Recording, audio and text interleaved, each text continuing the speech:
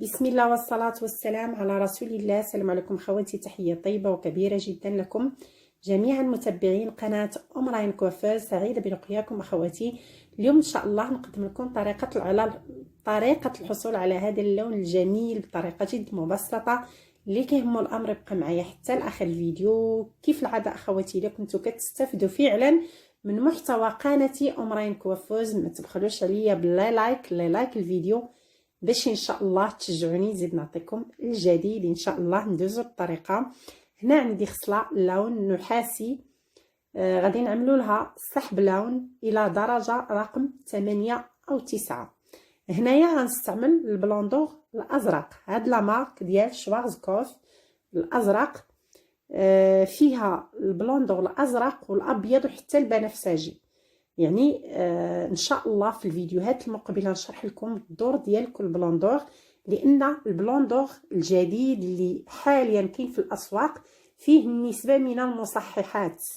مثلا هذا اللي شاركت معكم اللي شفتوا معايا فيه واحد النسبه من المصححات بالنسبه للازرق والبنفسجي.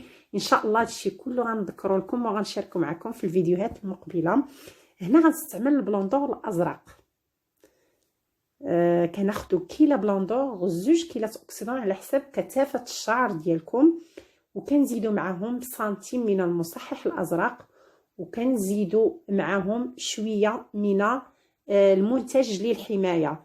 الا كان متوفر عندكم اولابلكس استعملوه، ما كانش متوفر عندكم كانت عندكم زيت ارغان بيو طبيعيه استعملوها. الا ما كانتش طبيعيه اخواتي غتزيد تضر لكم بالشعر ديالكم.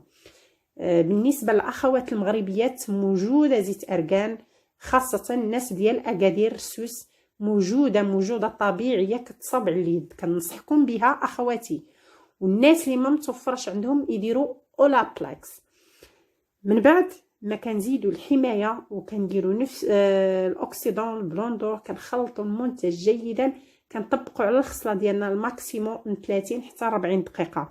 يعني خصنا نوصلوا لدرجه السحب رقم 8 او 9، خصها تكون عندنا صافيه جدا. اخواتي واحد النقطه مهمه نقولها لكم، بالنسبه منين تيكون الشعر ديالنا يعني في المنتج ديال البلوندور والاوكسيدون كيبان لنا بيض. يعني شحال من وحده فيكم غادي تغلط تشوف اللون تقول صافي راه تفتح لي اللون، منين كتغسلوه كتلقاو. اولا خذوا كلينكس، خذوا خصله صغيره مسحوها مزيان من المنتج وشوفوا راقبوا غسلوا شعركم.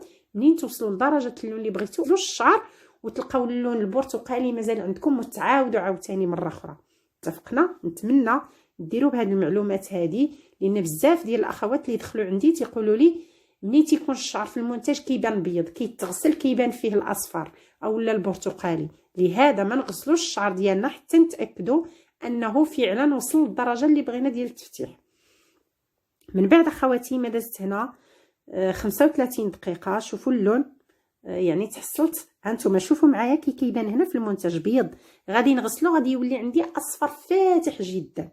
هانتوما شوفوا هنايا، يعني كاين واحد الفرق. الناس اللي ما عارفينش وما فاهمينش غادي يوقعوا في اخطاء كثيره.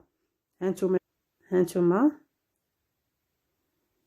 نحاول نقرب الكاميرا باش يبان لكم فيها الاصفر، واخا هي فاتحه فيها واحد شويه د الاصفر فاتح جدا. هانتوما شوفوا هنا، ولكن ملي كانت في المنتج كانت كتبان بيضه ما فيهاش كاع الاصفر. نتمنى يعني هاد النصيحه ديروا بها الناس المبتدئين. ندوزوا للمرحله رقم 2 اللي غادي نخلطوا هنا ميلونج ما بين جوج ارقام. كنحتاجوا هنا الرقم الاول 8.1 اشقر رمادي فاتح ماركه غارني. استعملوا اي ماركه متوفره عندكم اخواتي. ضروري هنا ركزوا على اسم اللون. بالنسبه للاخوات الجزائريات اللي تيقولوا لي عطينا الاسم فلوريات او لا اندريا، خذوا اسم اللون، يعني الاسم ما كيتغيرش. سيروا الكتالوج ديال اندريا او لا لوريات، خذوا اشقر فاتح رمادي، ماشي نفس الرقم، الاسم كما هو لا يتغير. اتفقنا اخواتي؟ بالنسبه للرقم الثاني اللي هو اكسترا بلاتين بلوند، اشقر فاتح جدا بلاتيني رقم 12. كناخدو كميه تيوب كامله من الرقم 8.1، كناخدو نصف تيوب من الرقم 12 اكسترا بلاتين بلوند اشقر فاتح جدا بلاتيني، وكنزيدو عليهم نفس الكميه اوكسيدون 20 اللي مع العلبه غارني، لان كيف ما شرحت لكم اخواتي قبل صبغه غارني فيها فقط 20 فوليم، الاوكسيدون تاعها كامل ما فيش 30. بعض الاحيان الارقام 12 10 اللي تيكون فيهم 30، ولكن قليله بزاف، الاغلبيه كتكون فيهم 10 20 فوليم. من بعد اخواتي كنخلطوا المنتج ديالنا جيدا، نخلطوا مزيان المنتج ديالنا. بالنسبه للاوكسيدون كناخذوا قرعه ونص، يعني قياس الصبغه يساوي قياس الاوكسيدون، وكنطبقوا على الخصله ديالنا من الجذور حتى لاطراف الشعر. نحاولوا نشبعوها جيدا اخواتي. بالنسبه للوقت هنا من 20 حتى ل 30 دقيقه على حسب اللون المطلوب. بغيتو فاتح كتخليوه شويه يعني وقت قليل، بغيتو غامق كتخليوه حتى ل 20 30 دقيقه، يعني غتعسوا الشعر منين توصلوا اللون يعني اللي بغيتو غتحبسوا على حسب طلب الزبونه. هانتوما اخواتي شوفوا هنا، شوفوا هنا اللون كي داير، شوفوا اللون زوين بزاف اخواتي. هنايا دازت واحد 10 دقائق. شوفوا اللون اللي عندي، غنخليها وغادي تشوفوا اللون الثاني. هادشي علاش كنقول لكم يعني الوقت مهم جدا، يعني كل ما تغير الوقت كل ما كيتغير اللون. اتفقنا اخواتي؟ هانتوما هنايا شوفوا اللون، يعني وريتكم في الاول كان اللون مفتوح بزاف، دابا هنايا اللون يعني شويه تغلق لنا، يعني مده 20 دقيقه تغير اللون بالنسبه ل 10 دقائق. غادي نغسلوا الخصله ديالنا اخواتي باش نشوفوا اللون. ملي تيكون الشعر في المنتج راه ما كيبانش، كنغسلوه كيولي يبان، وملي كينشف كيولي لون اخر. اتفقنا؟ يعني ملي تيكون في المنتج ما كيبانش، ملي كيتغسل كيكون فازق ما تيبانش، حتى كينشف الشعر عاد كيبان بزاف. نحاول نقرب الكاميرا باش يبان لكم اللون. شوفوا هنا اللون. غادي نحيدوا منه الفائض الماء كيف ما عودتكم دائما اخواتي، باش نشوفوا الخصله ديالنا قبل التسريح البغوشين وبعد التسريح.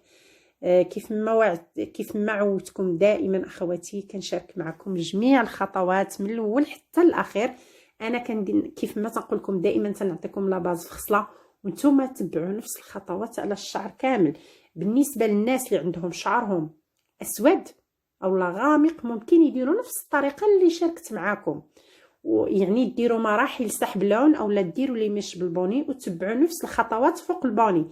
كذلك الناس اللي عندهم شعرهم فاتح، يعني لون فاتح اشقار، عندكم الصبغه مثلا هبطات 2 سنتيم، ممكن ديروا المرحله رقم 2 فقط 10 ديال الدقائق باش اللون اللي عندكم فاتح يزيد يضوى من جديد، وتحييو اللون من الجديد، ولي غاصين اللي عندكم يزيدوا يتفتحوا ب2 درجات. نتمنى تكونوا فهمتوا. هنا خواتي دا هو الشكل النهائي من بعد ما نشفنا الخصله ديالنا. شوفوا اللون هنا، لون خطير جدا، لون زوين بزاف بزاف. نتمنى خواتي يكون باين لكم. كنحاول ما امكن نقرب للكاميرا باش يبان على الوضوح، ورغم ذلك كاين فرق ما بين الواقع والكاميرا صراحه. لون واعر بزاف اخواتي. عندكم اي اقتراح، عندكم اي طلب، طرحوه في اخر فيديو. الاجوبه كتكون في اخر فيديو. اتفقنا؟ بالنسبه للفيديوهات القدام كنعتذر على الناس اللي ما جاوبتهمش، لان عندي واحد الضغط كتير في الخاص في جميع فيديوهاتي. كنركز على فيديو اخير وكنجاوب على جميع الاسئله ديالكم. كذلك لي فيديو اللي كنحط لكم في القناه كناخذها من خلال لي كومونتير ديالكم. اخواتي ما تبخلوش عليا بالدعوات الجميله ديالكم اللي كتفرحني وكتشجعني، وكنحس بها انكم تتبعيو معايا من قلبكم، وشكرا لكم جزيلا ولكم بالمثل. وكنطلب منكم كذلك الدعاء الوالدية بالرحمة، وشكرا لكم جزيلا اخواتي. ان شاء الله مازال نزيد نقدم لكم كثير وجديد ان شاء الله في الحلقة. بالنسبة للأخوات اللي بغاو يتواصلوا معايا يدخلوا عندي الانستغرام ديالي، اسمه مثل اسم القناة، اسم انستغرام نتاعي هو ام ريان كوافوز، تماما مثل اسم القناة. يلا اخواتي تهلاو فراسكم، نتلاقاو بالجديد ان شاء الله، مع السلامة.